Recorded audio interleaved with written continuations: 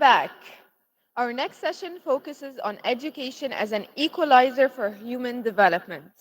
We will explore how access to quality education can serve as a powerful equalizer, enabling individuals and communities to thrive. This session will be moderated by Dr. Shireen AlAzzawi, Regional Labor Economist, UNDP Regional Office, with contributions from our esteemed speakers, Professor Mostafa Rifat, Ahmed Ismail, Secretary General, Supreme Council of Universities, Haogen Yao, Global Education Financing Expert on Transforming Education with Equitable Financing, UNICEF, Dr. Hoda Baraka, Deputy Minister of Communication and Information Technology for Technological Talents, and Shreya Tiwari, Associate Project Officer, Digital Pedagogy, UNESCO, Mahatma Gandhi Institute of Peace and Sustainable Development.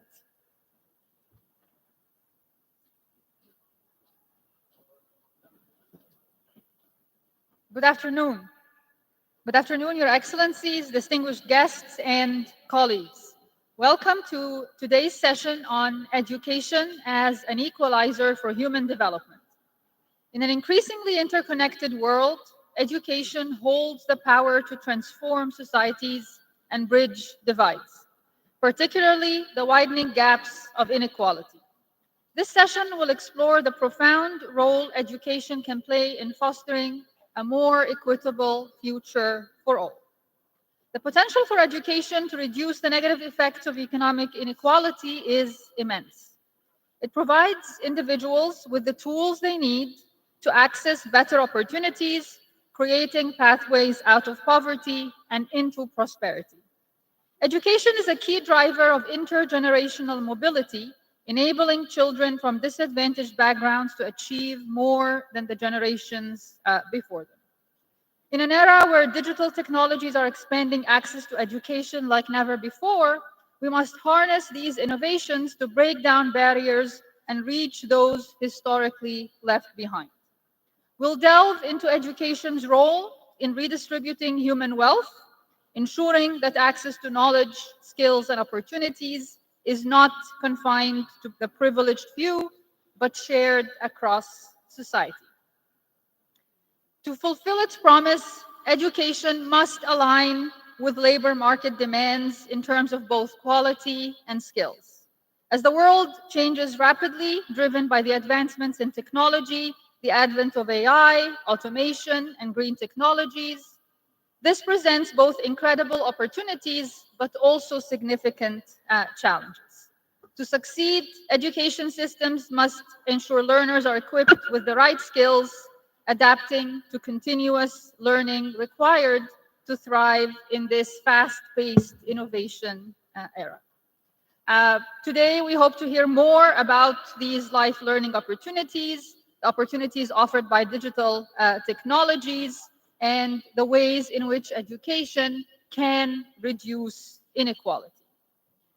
Without further ado, I give the floor to Professor Mostafa Rifat Ismail, Secretary General of the Supreme Council of Universities. Thank you very much for being here.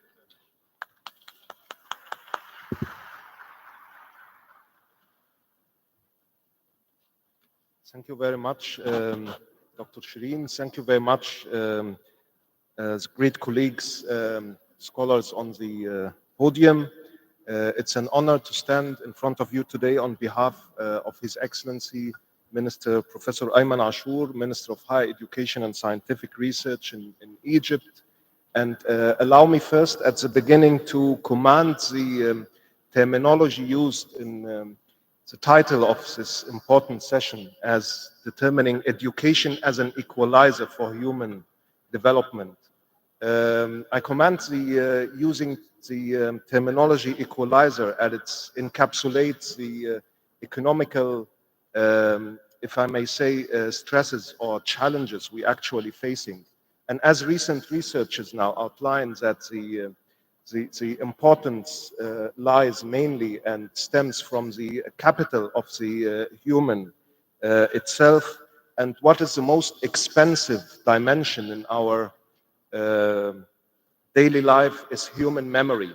So it's important and a vital dimension that education steps in as an important remedy, if we may say, an equalizer for the human development. So it's important that we lay out that at the level of higher education, at the Ministry of Higher Education in Egypt, we are much aware of all these challenges.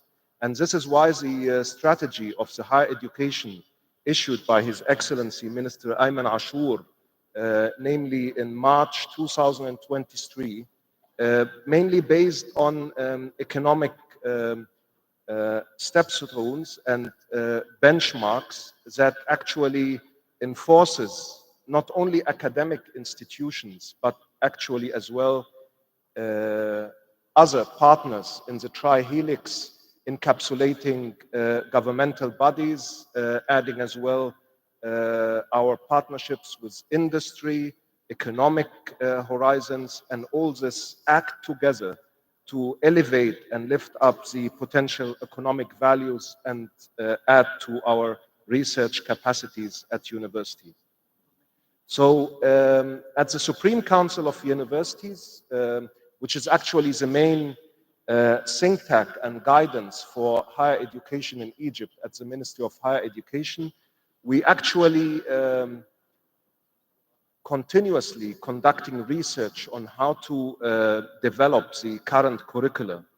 So we did split this in a two-dimensional approach based on the curricular enhancement, which is actually based on three main pillars and dimensions, which is a new horizon and approach in higher education, mainly constituted of the power of experience and how education should be based on an evidence-based rather than pushing in knowledge solely, which is not reflected into any practical dimension. Another important pillar as well is the engagement with industry. Education should be based and our curricula should be tailored and designed to actually target certain industrial dimensions that will actually reflect directly.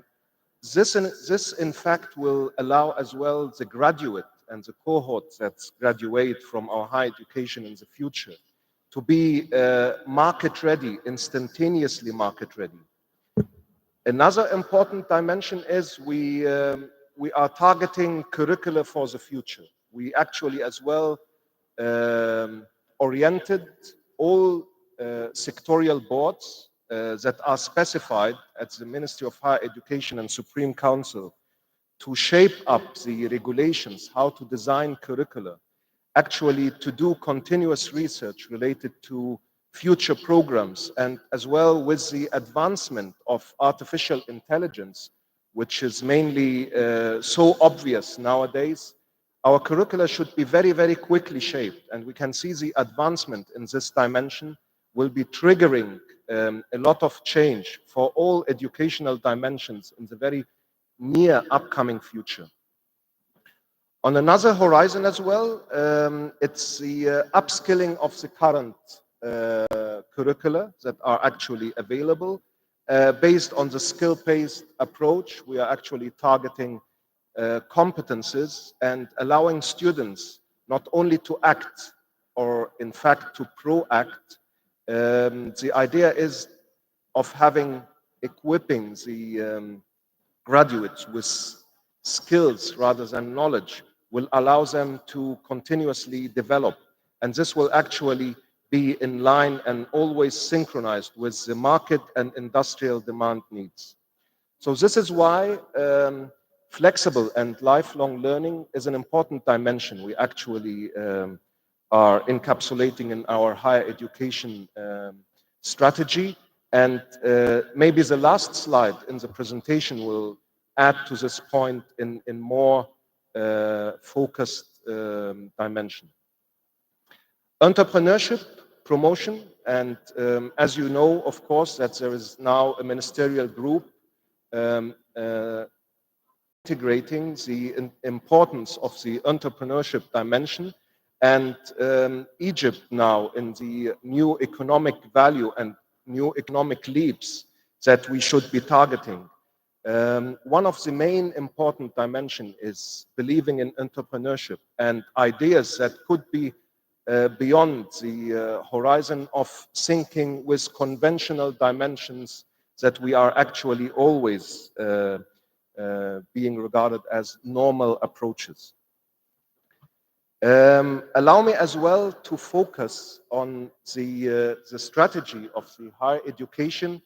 It is mainly based on 7 pillars.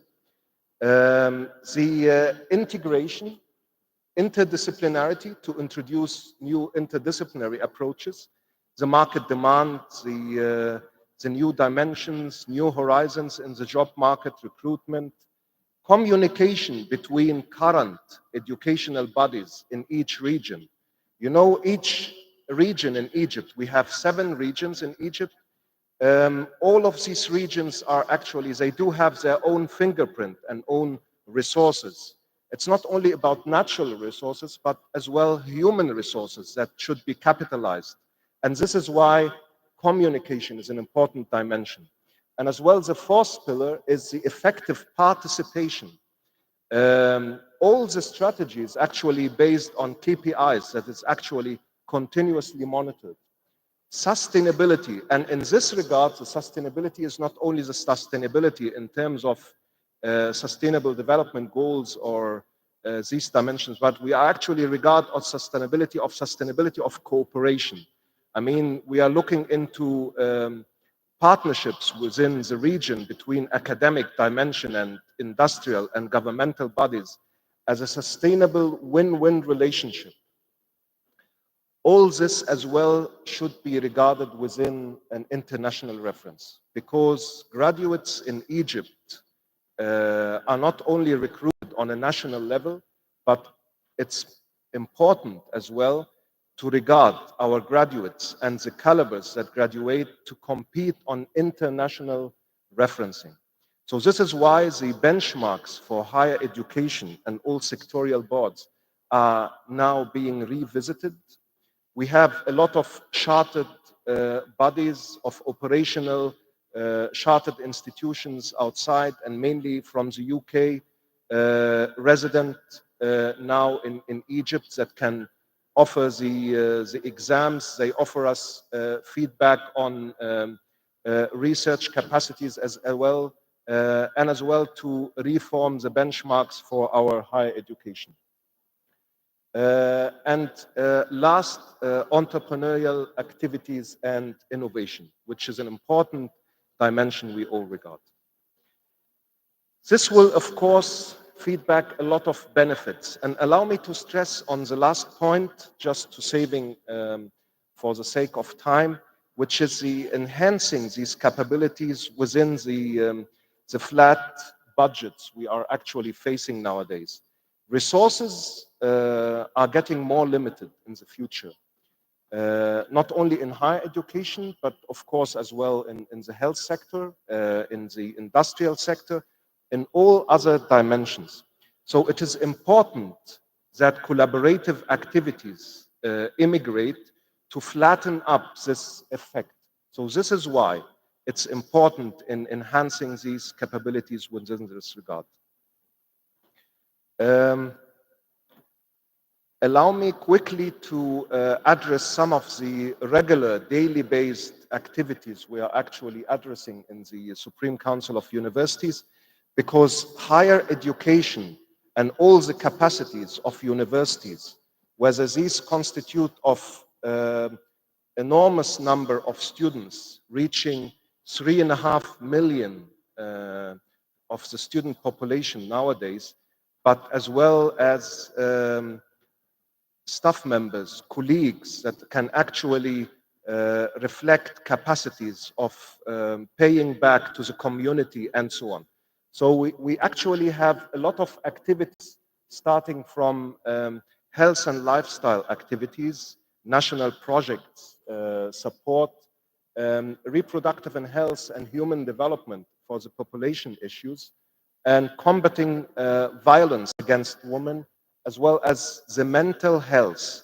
It's important actually to maintain a good mental health dimension.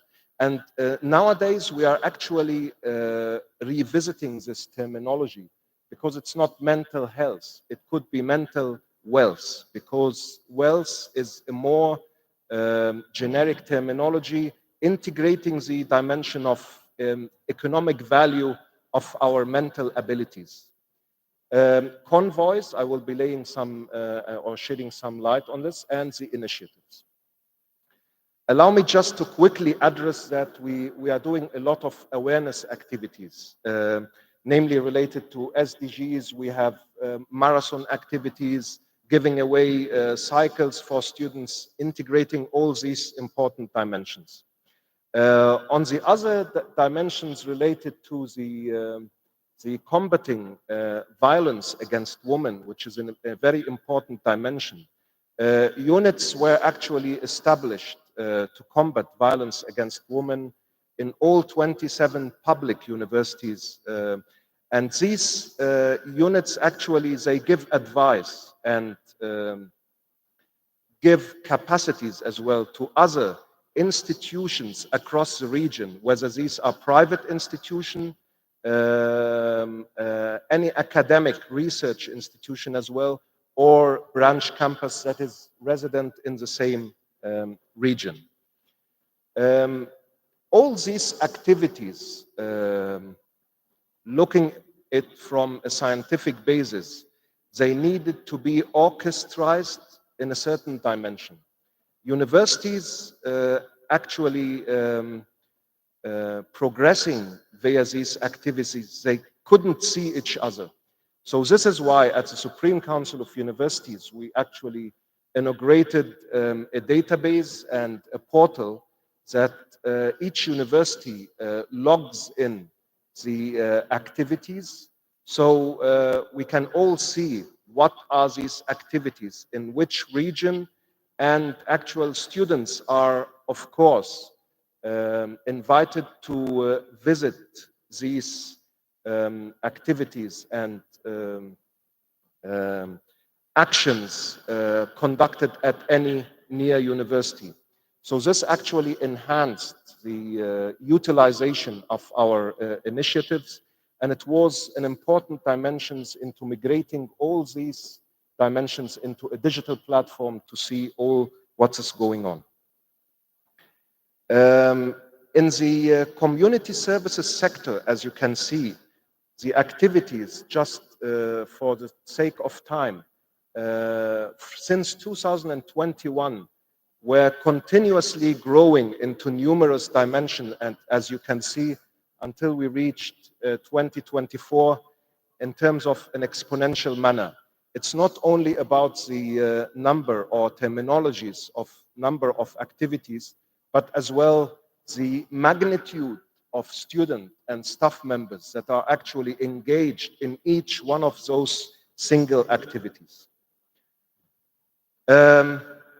Briefing out the importance of research from the important classifying agencies across the globe, we actually believe that the public health and environmental and occupational research should be on the top of priorities in higher education. Believing into that the health dimension and all these factors relating to mental wealth, physical health, and all these dimensions is of top priority. And this is why the research activities in Egypt show one of this dimension as of the top priority as indicated in these graphs. Not only based on this dimension, if you translate the research output capacity in Egypt in terms of sustainable development goals, you can find that SDG number 3, good health and well-being, occupies around 70% and more of the research capacity and output in Egypt. So it's a healthy reflection of what's going on and how are we heading towards reshaping our education and feeding back our research capacity as well. One of the important initiatives we are actually still researching at the Higher Education and Supreme Council of Universities, it's what's called the Campus Legacy Virtual Museum. We have a lot of heritage at our universities. We have a lot of science to show off. Migrating all these into digital platforms will not only enhance the learning capacities for students, but will allow as well students from the school education to overlook what's happening on the university and higher education dimension. And in this regard, we will be able to encapsulate and actually shed more knowledge and of what is happening in certain dimensions of specializations in higher education. And this will allow our juniors actually to be oriented more and targeting more what they want to study, how they want to study, and so on and so forth. One of the important dimension as well is the collaboration means that we need to pool our resources. Pooling resources means that we have a lot of established capacities for research, labs, instrumentations that should be allowed for anyone conducting scientific research in Egypt to access these resources and utilize them and use them. Integrating such a platform for encapsulating and having all the research facilities in one dimension will actually allow all researchers in Egypt and will actually reflect in a more efficient way to utilizing all the infrastructure for research we are actually having in Egypt. The benefits of having this, I'm not going to consume time in this dimension, but these are endless. And allow me to address as well that current sectorial boards are continuously working on how to shape the future of research in Egypt and looking into important and numerous dimensions, how the research should be directed and oriented in the upcoming future to reflect more economic demands and sustainable visions. One of the important dimensions is that we only regard higher education's curricula as one tube. You must enter at the beginning and then graduate with a bachelor degree or whatever. 95% of the universities now act with the same norm. But actually, if we overlook the higher education outside the national borders, we do have numerous courses. We do have a lot of entry and exit at different levels in higher education. So you can, for example, exit at level 2, go to the practical demand and market, get recruited, and maybe continue your studies afterwards. So this is why we actually are looking on how to elevate the broad spectrum of curricula. In this terminology, not curricula that will be only offered in the Egyptian universities, but higher education curricula, technical dimension, apprenticeships that would be in regard giving support and being a spinal anchor for supporting the industry, and as well all the micro-credential vocational courses and even the boot camps that should be offered in the Egyptian future universities. Thank you very much for the important title and looking forward for a fruitful discussion. Thank you.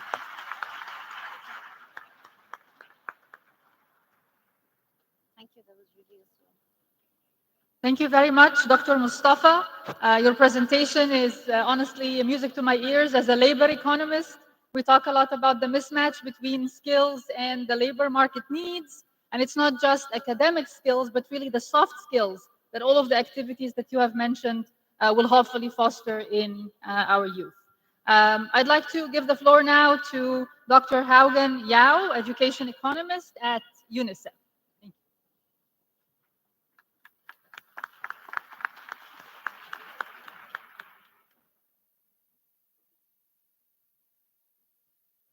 Thank you, Dr. Shireen. Honorable participants, dear colleagues, dear friends, Sabah. So it was my great honor to be able to speak here on the topic of education as equalizer. I was given 10 minutes, so I would like to further narrow the topic to education spending as equalizers. What's the situation of equitable financing we have? Basically, globally, the resources are not allocated fairly between the poor and the richest. If you look at this graph, the red bar refers to the share of public education spending goes to the poorest 20%. And the yellow bar refers to those goes to the richest 20%. Even in HIC, high income countries, you can see that there's inequitable allocation, but it's more striking when we look at low income countries, LICs. Only 11% of the education public resource goes to the poorest. In comparison, over 40% goes to the richest. And if we look at country level, in 13 countries out of the 102 countries with data, the poorest learner receive 10% or less of the public spending. And in 1 out of every 10 countries, the richest receive at least 4 times the amount of the public education spending than the poorest. It's not just government spending that is not equitable, but also education aids. The education overseas development assistance least developed countries has been about 30%, but not exceeding 30% in the past decade. On the other hand, what's the international benchmark?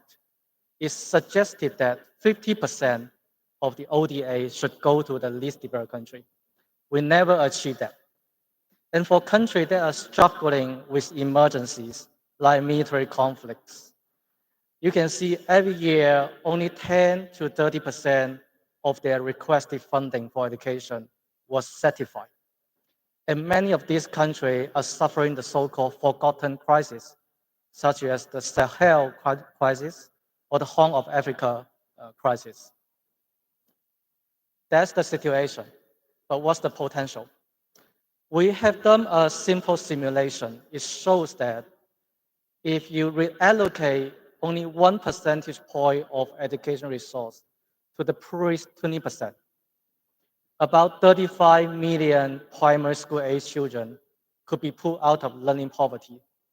Here, learning poverty is an indicator capturing students that are either out of school or in school, but not meeting the minimum proficiency in learning.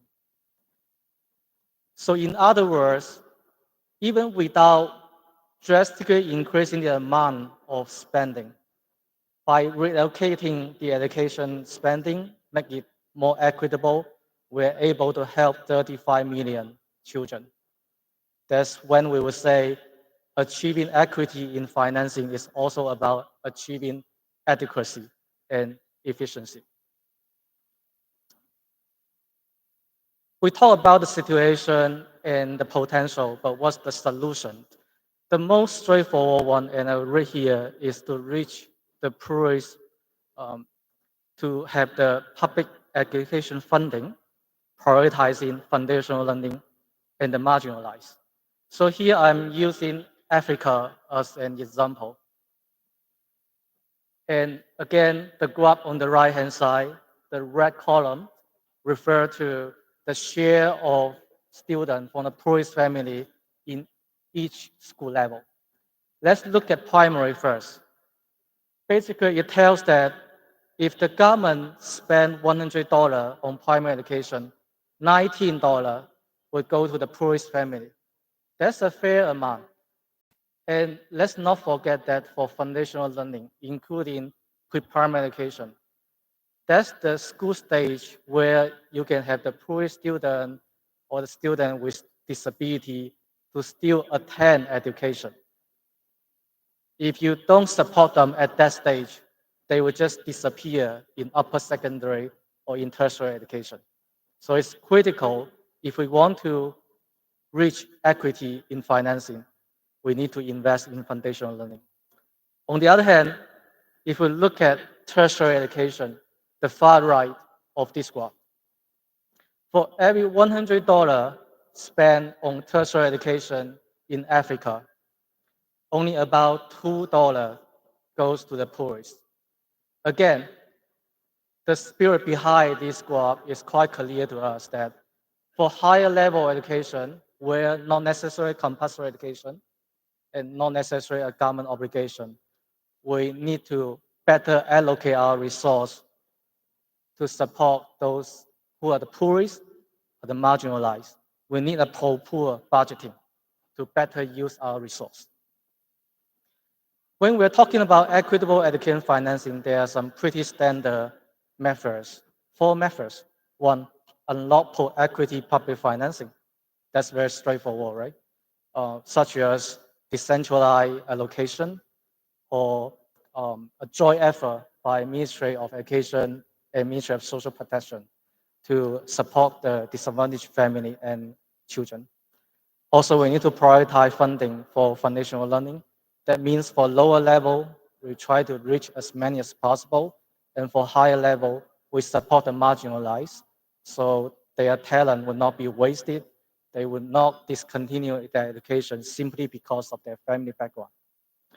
The third way is that we need to monitor and ensure equitable education aid allocation. And number 4, we need to invest in innovative ways of delivering education. By say innovative way, I'm also including the investment in quality digital learning. You can see that I underscore digital learning here for 2 reasons. First, I realized that this section is actually quite digital focused when I look at the request. And second, we all agree that since COVID, how to close the digital divide become a very relevant and urgent topic for all of us. So before ending, I also like to share a study, a simulation my team did back in 2021. We estimate how much more the world needs to spend if we want to achieve universal digital learning by 2030.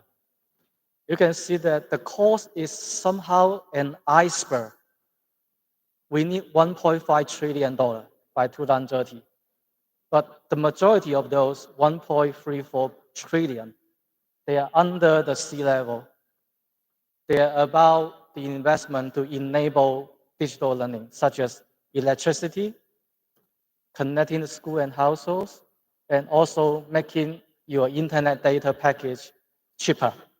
If you are spending over 2% of your monthly wage on internet, that's not sustainable. You can see that for electricity, I'm not even putting it as iceberg. It's like the sea, the ocean. Because if we don't have access to electricity, there's no way for us to talk about digital literacy or digital learning.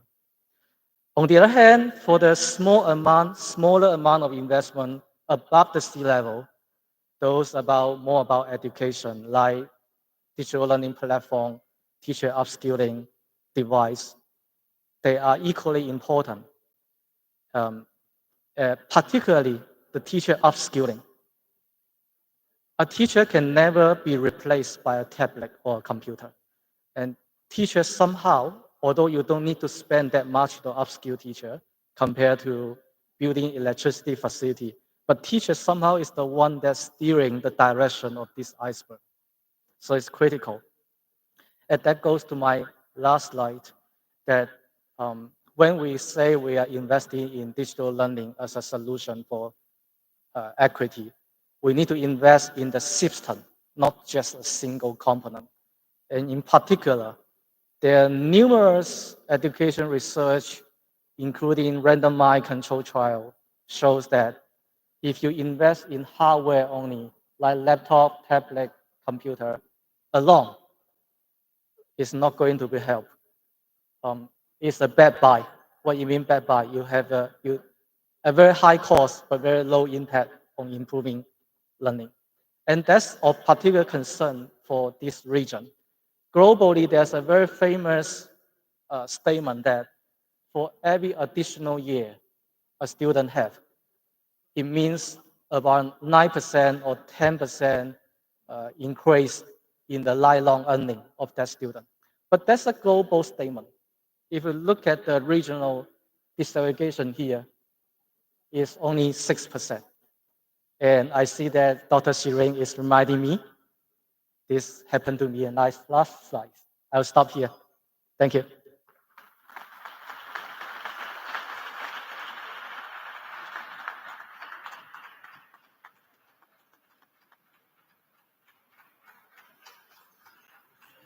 Thank you very much, Dr. Haogen, for reminding us about the importance of public spending and how small investments can have very big returns, and the importance of pro-poor budgets. I don't want to take more of the speaker's time, so I give the floor to Dr. Hoda Baraka, who's the Deputy Minister of Communication and Information Technology for Technological Talent.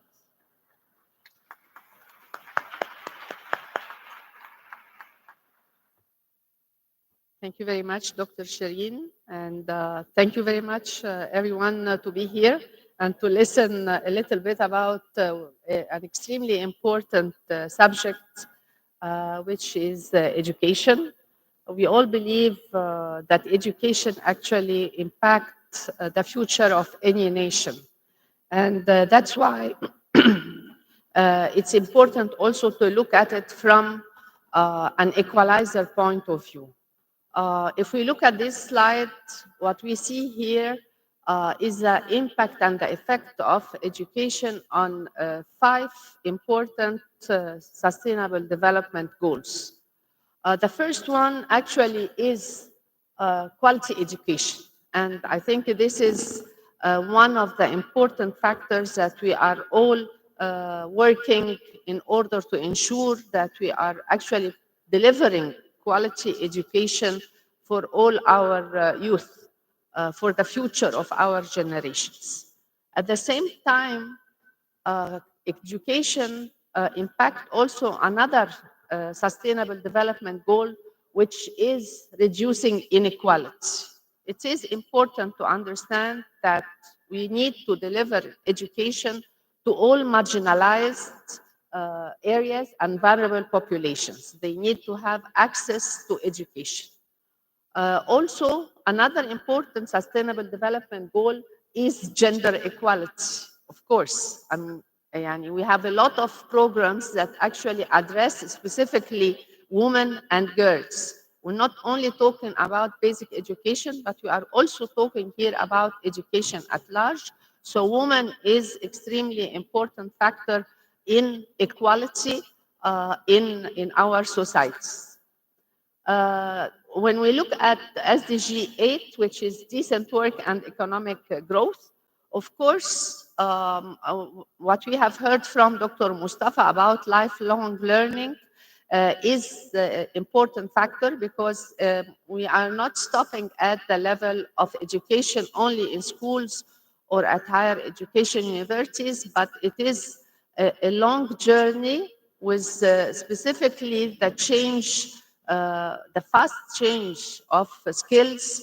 So we need to ensure that we have the right skills for our young generations in order to find the right job opportunities. Last but not least, actually, is how education provide us with social inclusion, social coherence, tolerance, peace. So when we look at education, it is not only about education. It's actually about trying to promote social peace, social cohesion, tolerance in our societies. So these are the 5 important sustainable development goals that education actually affects in our social inclusion. Coming from Minister of Communication and Information Technology, I will actually focus on technology in my intervention. So the first of all, what actually technology brings to education? This is an extremely important parameter, and I like very much the intervention of Dr. The previous speaker about the cost of technology and what investment we will put in order to really privilege all the benefits of technology. So what does really technology do? First of all is, of course, expanding the access to education. This is one of the most important benefits that actually technology is bringing to our society. Um, we have all seen this at the time of the COVID, of course, when actually we couldn't actually go to schools or go to universities. And here technology played an important role in order to reach actually to our students in their homes. So expanding access to education is considered the first actually benefit from technology. Second benefit is to enhancing the learning experience.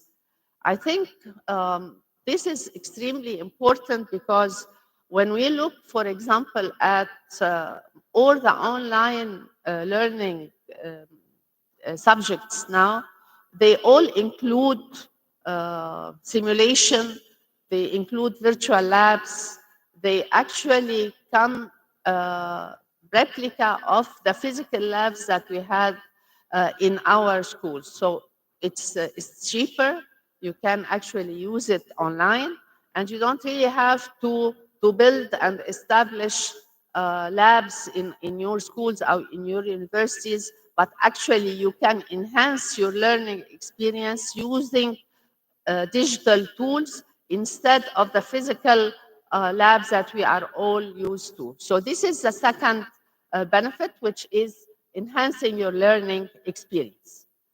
Flexibility, of course, you can learn anywhere, anytime. So it gives a lot of flexibility to our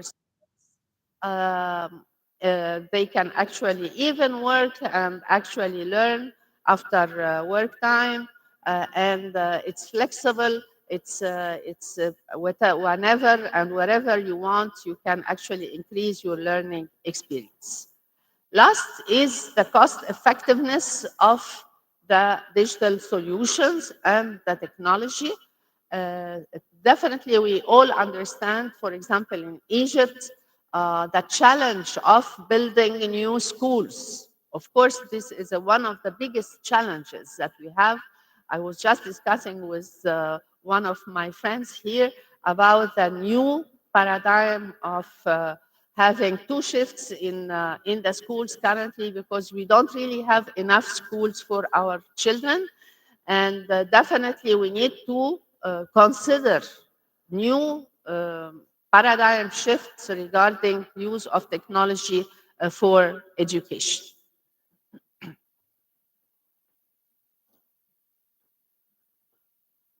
If we are going to put the technology as one of the channels or the delivery channels for education, on the other side, we need to understand, okay, how can we use this technology? And accordingly, we need to make sure that we have the right digital literacy skills provided to our young generations, not because only they are going to learn in a different way, but also because all the new future jobs will rely on digital skills. We cannot really consider now that we have any job, whatever the job is, whatever you are graduated from any faculty, whether agriculture, pharmaceutical, medicine, engineering, arts, law, without actually knowing the basic digital skills that is required for your job. It is not anymore something luxury that you are gonna learn, but it is actually one of the prerequisites for any future job. And I insist on this point because it is not anymore a luxury. No, it's a fundamental. It's basic.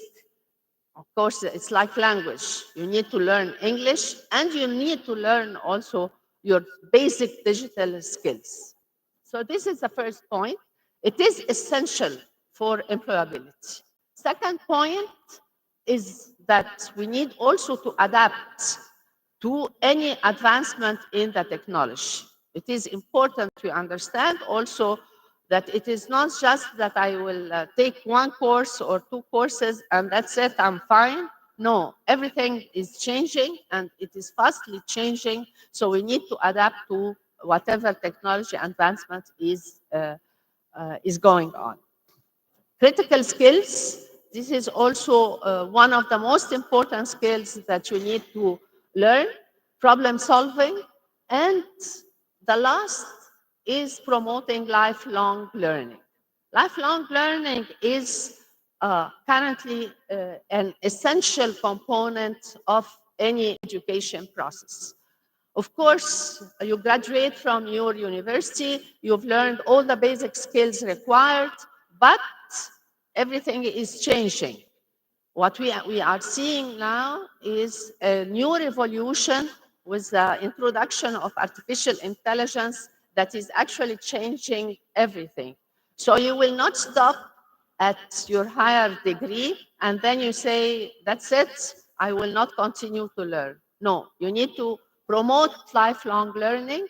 You need to have to make sure that we have flexible learning pathways, continuous professional development, even in your job, and you need to have the policies and the institutional supports that will support this lifelong learning process. So what are the basic digital literacy skills required for the 21st century? What are the skills required that you need to acquire during your higher education and even in your pre-university education? First of all is critical thinking and problem solving. This is extremely important. You need to have this mindset of critically thinking about the problems, how to solve it, how to have them predictive even analysis of the problems around you. Now, communication and collaboration is a basic skill, and this skill needs to be nurtured at the pre-university and at the university education. You need to communicate, you need to collaborate, you need to network, you need to understand what are the digital tools that you have to use for communication and collaboration. You see, technical skills come at the third part. So technical skills, this is the minimum that you need to have and to acquire for any job that you will take. Then one important thing is the ethical and responsible use. Currently with AI, the first important thing that every nation now is launching is the guidelines for ethical and responsible use of artificial intelligence. This is extremely important. If you are going to be in the digital space, you need to understand and to learn how to use this digital space in an ethical and responsible way. Lifelong learning again, and finally, emotional intelligence. AI is used as personalized learning. It is very important that AI actually is helping us to make learning very personalized. It's also providing us with all the tools for accessibility for PWDs, and also it gave us the tools for allocation the resources based on predictive analysis and forecasting of who are the targets for these resources. Finally, I will maybe shed some lights on what we are doing at the Ministry of Communication for human development related to artificial intelligence and capacity building programs. First of all, for administrative state, we are definitely looking at AI as an important tool for professional development. We have one important initiative called Digital Egypt Generations that actually include everybody starting from grade 4 till graduation. So you have the Marvels for grade 4 to 6. You have CABS initiative for grade 7 to grade 11. And then the pioneers for all young in universities and Digital Egypt builders. We have a framework for AI talent with Mahara Tech. And we have the National Telecom Institutes that also provides a lot of capacity building programs for telco and IT, and also for persons with disabilities. I think AI and digital skills is important very much for the persons with disabilities.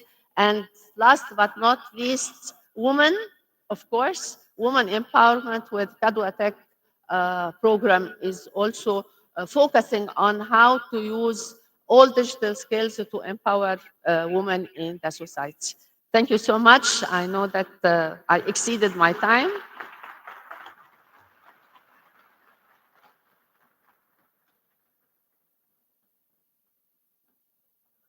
Thank you very much, Dr. Hoda, for giving us a very detailed list of all of the skills that the new generation needs to acquire. Fully agree that without this, really, there's no chance in today's world, globalized world where technology is taking over everything. I'd like to give the floor now to Ms. Shreya Tiwari to talk to us more about digital pedagogy in education.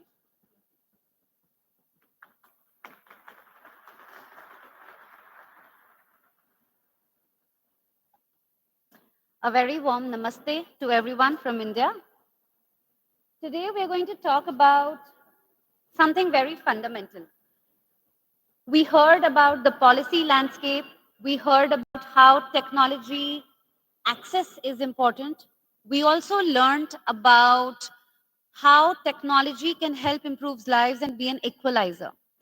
What my presentation in the next 7 to 8 minutes is going to do is to understand what happens when a child gets access to technology. What is pedagogy? What is the child really learning? Is just giving a device to a child equal to learning? No. And that's what we are going to decode today, which is unpacking digital pedagogy. For those of you, the economists or the health folks in the room, pedagogy is essentially the science and the art of teaching and learning. So today we're going to do a little bit of that experience. I represent the UNESCO's Mahatma Gandhi Institute of Education for Peace and Sustainable Societies. We focus on the SDG 4.7. Our focus is to mainstream social emotional learning and digital pedagogies for peaceful societies. As you can see, our motto is to build kinder brains, which is essentially a neurological finding, and that's how our institute functions. We are based in New Delhi in India, and we are UNESCO's Category 1 Research Institute.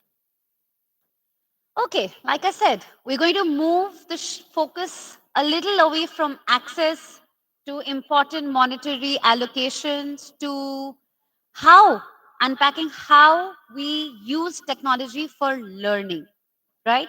So for those of who are also parents in the room, this is also for you. Okay. You will notice that my presentation is going to get you a little engaged. So do feel free to take out your pens and make some notes as I'm going to keep asking you questions. What we see in this quick comic strip is how a solution that has been designed can actually help more learners than we imagined. And that's the approach that I want to talk about here. So if you notice the child on the wheelchair, if the snow is shoved off the ramp, then more children will be able to access the institute's entrance. And that tells us something very important. That tells us something about what the universal design for learning is. UDL essentially is been borrowed from a framework of architecture of designing solutions that are universally accessible and are designed for everybody. Now, what does that mean? If this is an education framework that we're going to use for curriculum and teaching, what will that really mean? That essentially means that you can't expect an elephant to fit into the shoes of a snake. It also means that education needs to be equitable and accessible for everybody. And finally, it needs to be designed upfront rather than designed later, right? That's some of the core principles of the universal design for learning. But how does that really affect learning? UDL and most of what work we do at our institute is based on neuroscience findings. And it's learned that universal design for learning actually activates different parts of your brain. So there are different brain networks that actually get activated if you give it the right stimulus. Simply put, the what of learning, the how of learning, and the why of learning. I will, of course, not get into the details of this framework. That's something for you to look up later. But what's important is a quick experiment, and I will not be able to do it in the paucity of time. But you know, this is where it all started.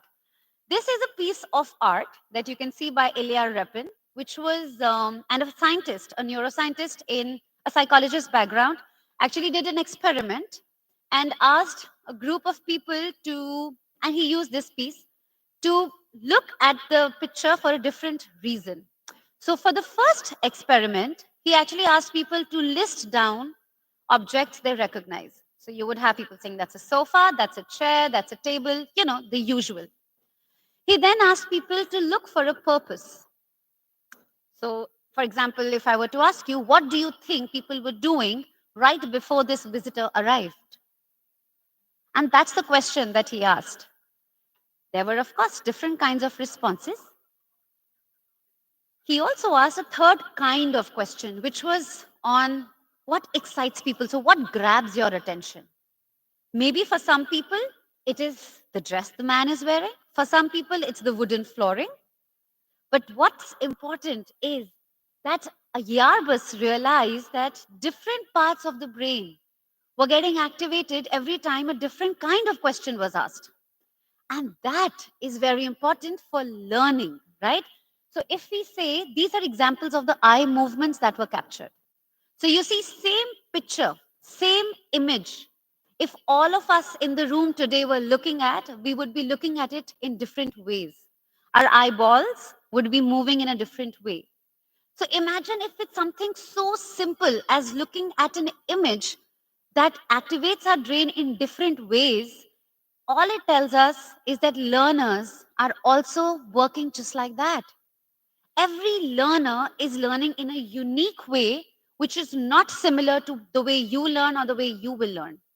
That's why this idea of average does not exist. In a classroom, every child learns in a different way. And that is the core idea also of this framework. And that's the idea that we promote at UNESCO MGIEP of learner variability. Now, how does this get connected to technology? That's when the idea of using technology for addressing learner variability combines. You may have used, for those of you who have worked with children or even with teachers or technology in general, you may have used technology for a variety of reasons. You know, you can use it for fun assessments. You can use it for communication purposes like we do in daily life. We can use it for recording like you are doing right now, right? But what we need to shift gears as we're talking about learning, that's pedagogy. We need to start viewing technology as an environment, as an ecosystem that offers space for impersonalized learning to happen. We need to look at it as an opportunity, which is not just usage of tools, but something beyond. And what does that mean? I will come to in just a minute. We need to also recognize that using technology for a purposeful use, which helps learners identify various methods and provide multiple options to engage, which means the brain network that talks about why I need to learn. So if I want to tell you something about, say, why this plant is important, then I should also connect with you on why you need to learn this. Otherwise, you will, like most children, will say, I'm sorry, why do I need to learn that? Right? So the why of learning. So using technology for the why of learning is an engagement principle of UDL. Using technology to provide different ways to represent information is important. That's where technology also comes, which is the what of learning. You may be a person who is learning through, say, visual mediums. I may be a person who likes to do my research. You may be a person who may like to hear first. How do we build in these needs? These needs is where we say providing multiple options to represent information for every child in the classroom is an important principle of UDL, and we're suggesting that presenting information and technology can help in that. And finally, action and expression, which is the third UDL principle. Using technology for the child to freely express and act in a way that feels and fits their learning style. So if you want to now come back to me about learning this plant and say, I want to make a presentation. Another child says, I want to write an essay. Another child wants to do a photo story. All these to be allowed. And technology provides that ecosystem to us. And that's digital technology, digital pedagogy. So finally, in a nutshell, it's important to view it as an ecosystem. It's important to use digital pedagogy in ways that are collaborative, experiential, and we are using technology with its full potential to meet each learner's needs. Just simply showing a video or using an ICT tool in a classroom and assuming that that's technology is not equal to learning. Digital pedagogy goes beyond, and that's my main reminder. It is not the use of ICT, and that's where we mostly get stuck. On that note, if you'd like to know more, please feel free. We run courses for teachers and children, free courses offered by UNESCO MGIEP, and that's my contact details. Feel free to get in touch if you wish to know more. You will also be happy to know that with the UNESCO Cairo office and the Professional Academy of Teachers, the courses that we offer for teachers on digital pedagogy and social emotional learning have been translated to Arabic and will be up for teachers very, very soon. Thank you so much.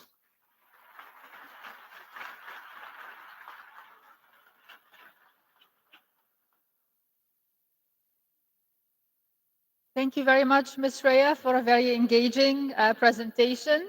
It's lovely to hear about the potential of digital technologies in really transforming learning in the classroom and creating this universal, inclusive way of teaching. It will definitely open up new avenues for people who have been traditionally, sadly, left behind. I would like to open the floor now for any questions to our distinguished speakers. So if you have a question, please raise your hand.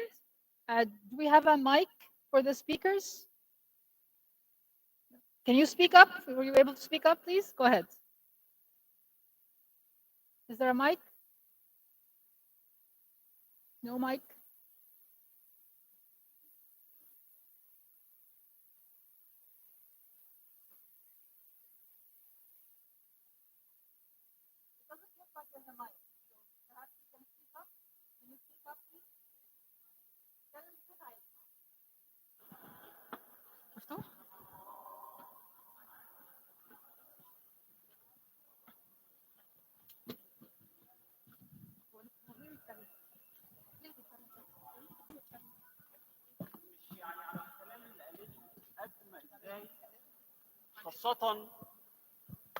شكرا. خصوصا ان في يعني اكيد معانا فئة من المعلمين ازاي قدرت تنقل لنا افكارها بالشغف ده. نعمل ايه علشان ننقل الفكرة بتاعتنا واحنا حاسينها ومصدقينها بس. Shukran. He started by thanking everyone for their excellent presentations, and then he had a question for you, Ms. Shreya, specifically. He was asking, and he'd like you to talk to people here who are teachers specifically. How were you able to deliver your presentation in such an engaging way that got them to all really be engaged with it? Yeah, go ahead. I believe that's a compliment, so thank you. I think it's just universal designing of learning in practice. It's basically, I think in simple words, practicing what you preach. I think it's simply that. I think one thing I did try to keep in mind is the fact that there are more audience than my regular teachers or education folks in the room. So I think that's what I tried to do. But thank you.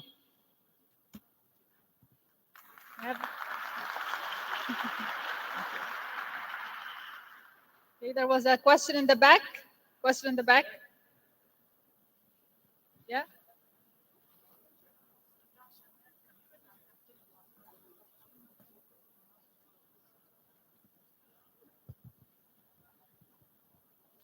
شكرا جزيلا للحضور الكرام. شكرا جزيلا للمنصة الكريمة على الاستفادة الرائعة. أنا محمد ناصر، دكتوراه في السياسة الاجتماعية وباحث في مجال الحماية الاجتماعية. هو سؤالي موجه لبروفيسور ياو. هل بتوفر باعتبار الأخصائي الاجتماعي هو أحد أطراف العملية التعليمية، فهل اليونيسيف أو في هناك فرص تمويلية لأفكار أو مبادرات أو مشروعات بحثية هدفها أن هي تستخدم التكنولوجي أو الAI لرفع بناء قدرات الأخصائي الاجتماعي أو العاملين في المجال المدرسي؟ شكرا. شكرا. Mr. Haogen, did you get the question? Did you hear the question? Yeah, thank you very much for the question.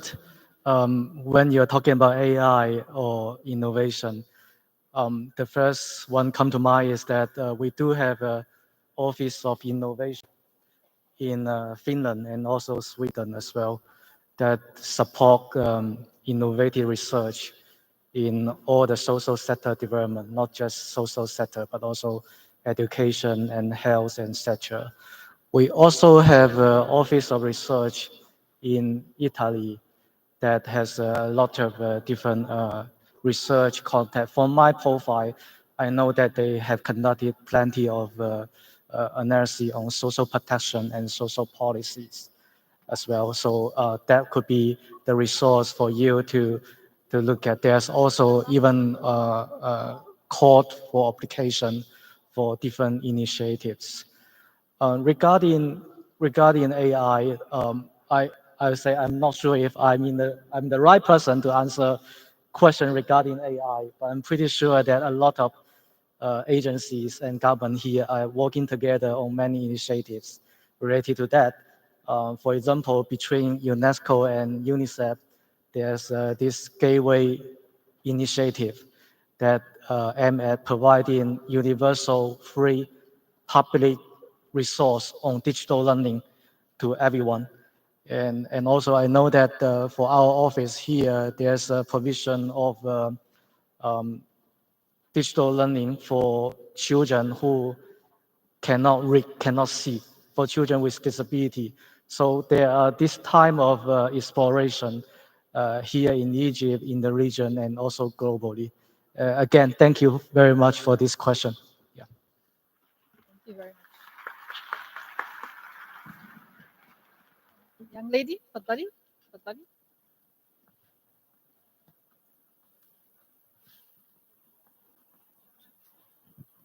أنا آلاء، خدمة اجتماعية طالبة في رابعة.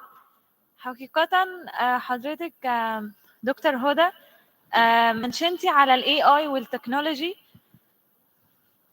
قدوتك ادت اي اي، وانا خدت كورس في الاي اي في التكنولوجي وكانت مفيده جدا، والطلبه حقيقي بتستفاد منها. والاستاذ اللي كان بيسال على اماكن بتدي، وزاره الاتصالات بتدي حاجات عن الاي اي كتيره جدا ومهتميه جدا بالتكنولوجي. استفدت بيها جدا، وما كنتش موافقه ان هي تتحط في الدرجه الثالثه من كتر ما هي كانت مهمه جدا للطلبه، وان هي تسهل التعلم بشكل فعال جدا، كأنك قاعد والعالم كله في موبايلك بالاي اي. وشكرا. شكرا ليك.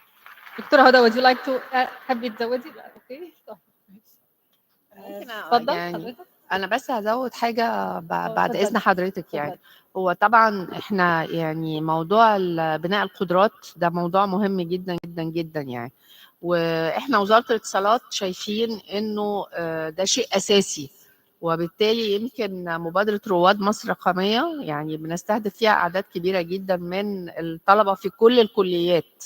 يعني ما بقاش ان احنا بنقتصر على كليات هندسه او حاسبات ومعلومات، اي كليه ايا كانت هي ايه تقدر انك انت تبقى مشترك معانا. فبالعكس يعني انا سعيده جدا. احنا امبارح كنا في اسكندريه وكنا يعني بنقابل الطلبه اللي هم في المبادره، وبنشوف فعلا التنوع اللي موجود ومبسوطين جدا بيكو، لانه يعني دي حاجه فعلا يعني الواحد يفتخر بيها ان الشباب شايفين وفاهمين أهمية التكنولوجي وأهمية الديجيتال سكيلز في المستقبل بتاعهم. فشكرا لحضرتك. اتفضل. بسم الله الرحمن الرحيم. أنا محمد حمدي، طالب تدريب ميداني في فرقة رابعة. طبعا أنا بحب أشكر طبعا الأساتذة والكرام الموجودين هنا، سواء اللي هو الدكتور هوجن لما تحدث عن اللي هو الاستثمار والإدارة إزاي تديرها كويس. فطبعا أنا يعني بالفعل بدأت اللي أنا أتقنها من مادة أنا خدتها اسمها الإدارة، زائد الكورسات اللي أنا بدأت أخدها زي الأمن السيبرلي، وكورسات أيضا لغاية الأمان اللي كان لا اذكر لان كان في كورسات كتيره بدات اخدها. فطبعا انا بشكر طبعا اللي هو دكتور هيجن على المعلومات الجميله اللي هو اداها لنا. وبالنسبه للدكتوره هدى، طبعا من خلال الكورسات ومن خلال الاهميه العلميه اللي انا بدات نطبقها، وبالذات مهارات التواصل الاجتماعي، ان هي من اهم المهارات اللي انا شايفها كويسه جدا. وكمان بالنسبه فطبعا انا بشكر طبعا الدكتوره هدى طبعا على المعلومات الجميله اللي انا استفدت منها طبعا. وبالنسبه طبعا لميس سيرا، طبعا بشكرك شكرا جزيلا، وخاصه على التقنيات، لاني انا لم اخذ تقنيات اساسا ولا اتعلمت يعني ايه النت والوسائل التواصل الاجتماعي. فبسبب الاساليب وبسبب الكورسات اللي حضرتك اداها لنا، وخاصه في التعليم، فطبعا انا بشكرك شكرا جزيلا مس سيرا. شكرا. وبشكركم طبعا كلكم طبعا شكرا من على خلال السؤال. الإعلانات. شكرا لكم. دكتورة هدى أو Dr. Haugen, would you like to say anything? Would you like to add anything? No, you're good? Okay. The young lady in the back, red jacket. الجاكيت الأحمر، أيوة.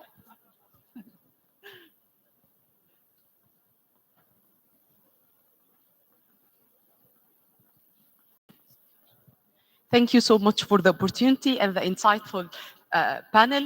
I would like to ask how about the connecting dots regarding the use of technology and the importance of the technological literacy in the formal education. So when we can see digital transformation and in the formal curriculum in schools and universities, this is my question. Another question, how we can empower NGOs and civil society with the technological use as a part of the non-formal education. So this question for Ms. Hoda, Dr. Hoda and Professor Dr. Mostafa.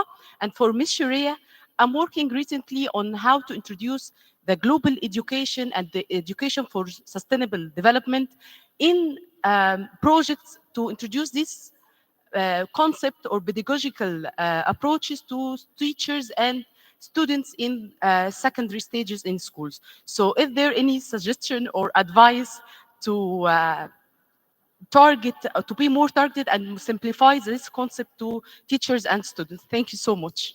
Thank you. Who would like to start? Dr. Mostafa. Okay, thank you very much for the question. It's very insightful and an important dimension. So how do we utilize technology in our higher education frameworks? And I think this is actually being conducted in terms of two phases. The first phase is when the technology is introduced, there's a kind of optimization. So when AI was actually integrated for the public use, there was a quick reflection from the higher education in Egypt to actual integrate and encapsulate a guideline to how artificial intelligence would be used and utilized by students, how the skills would be measured, and how the students would be assessed in terms of a new ecosystem that enforce the educational platforms to migrate in another horizon of expectations. This is for phase one, and this was actually established by the sectorial board, and they looked into various regulations and how ethical wise to use the AI with our daily based tasks in the higher education demand. On another important dimensions is the change. We need to change because the AI, as actually outlined by all our guest speakers, will be phase shifting all the job market and reshuffling all the demands of skills and so on. And the future forecasts that maybe we are looking into a unified wage, and maybe all the population will be sitting around and everything will be operating via AI and so on. New subjects like not programming but prompt engineering, whether how to prompt the AI to respond to our needs and what is actually demanded from the AI platforms is very important to be addressed in new curriculums now and new programs. On another dimension is we need to look as well into how to own the technology, not only to use the AI technology. And this is an important dimension maybe that is resident at the Ministry of Communication, because it's important to own the technology, because a lot of challenges will be actually introduced and maybe we will be facing in the very near future related to AI technology not being resident elsewhere. Thank you very much. Shreya? Thank you. That was a very useful question for sure. I think it's just one perspective I'd like to offer here. How many of you here use WhatsApp? Show of hands? Yeah. Did you go to a classroom to learn about WhatsApp? No. That's what technology can do. And that's behavior change that's linked to technology. The idea is not to hold, so technology has arrived. It's right here sitting at your fingertips. It's all around you. It's in the air you breathe. With the way data is being owned by certain companies and governments, I mean, it's also reading your behavior patterns, right? From that lens, if you were to now equip children of future, who are future citizens, to learn and work with this in this environment, it needs to be seamless. It needs not to be a class where you teach about technological skills or a certain course. It needs to be an everyday experience where it is seamlessly integrated into your maths, into your sciences, into your gardening tools, or whatever you do, whatever you teach, right? And that's where technology will start improving the lives of children and directly become their thinking partner. Because remember, the idea is for the humans to still be smarter than technology, right? And that's what you want in future. So it's about equipping on that front. Secondly, I think on what you mentioned about education for sustainability, that's the work we do at the institute, and we can definitely have a conversation outside as well, because a lot of work we do is on climate change, global education, global citizenship, and a lot of these SDG 4.7 goals. So maybe we can connect further as well. Thanks. Thank you very much. One last question over there in the back. Sorry, in the back.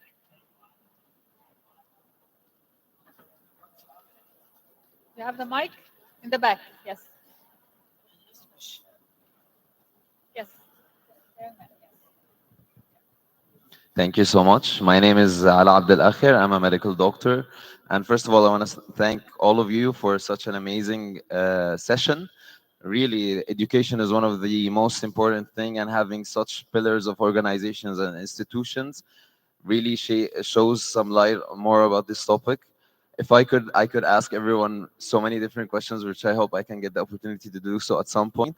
However, I'm gonna have one specific question for Mr. Yao, because there's a term that I saw in your lecture that I really wanna uh, throw some light on, which is pro-poor budgeting, because we know like every different country has problems with the budgeting when it comes to education, whether it's in the primary, secondary, or tertiary. And now we saw that tertiary is the one most affected. So I just wanted to ask, for the globalization of such an issue, how can we find a solution knowing that every country has its own obstacles? Because this is a very important thing, to have a foundation of education that we can build on, so we can have generations of leaders in their own fields. So that's my question. Thank you. Dr. Haogen? Thank you very much for this great question. Also very challenging questions. Yeah. So from my perspective, when we talk about poor budget, from a search perspective, we need to define how we identify who are the poor first. So data is very important start point. And we can see there are some countries, well, for developed countries, it's easy. They have the social protection system, social security number. They know exactly what's your household income. But there's also case such as in Nepal, that you need the support to start on identifying what are the household in need first. And then based on that, there are different measures for different countries. You're able to build index to identify what other family need more support. And then you do the support with better targeting. Of course, this support can vary a lot, even when we're talking about private-public partnership. There are 7 types of public-private partnership. Like if you want more child to go to school, you can give the money to the family, or you can give the money to the school in a poor community. That's 2 ways of doing that. And it's hard to say which is the best way. Always there's a locality there. And I also know there are some experiments we conducted. We experienced different way of giving subsidy. And then in the end, we realized that it's not a demand side problem, it's the supply side. There are not enough schools in that location. So always important to do the research and have a clear definition first. Then secondly, I want to take off my UNICEF hat temporarily, but also put my head back as a student, a college student, and inspired by Professor Mostafa on higher education. When I joined the college, more than 2 decades ago, there was a time that my country, China, started its crazy expansion of higher education enrollment. So in 2 or 3 years, the number of enrollment doubled. I was in the major of information science, and I remember I have 19A classmates in my university.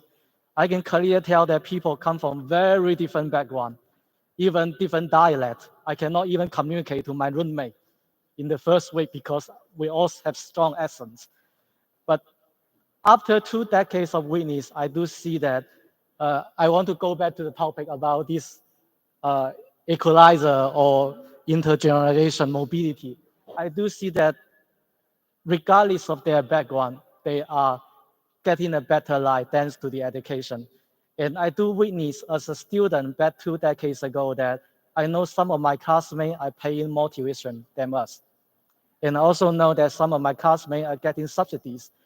And at some point after my graduation, I know my university also experienced some ways such as transferring different amount of money to your dining, your student card for dining, different amount based on your family background, and we never know who get how much per month. But I think that's a very decent way on supporting different students differently, and the potential is huge.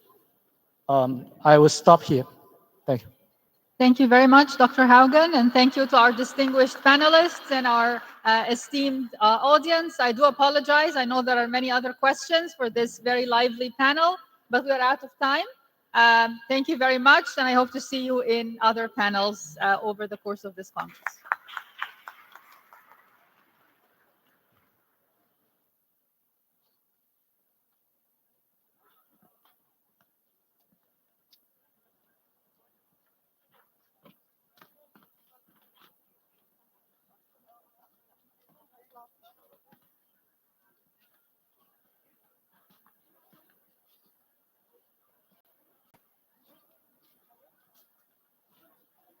ساعة صح؟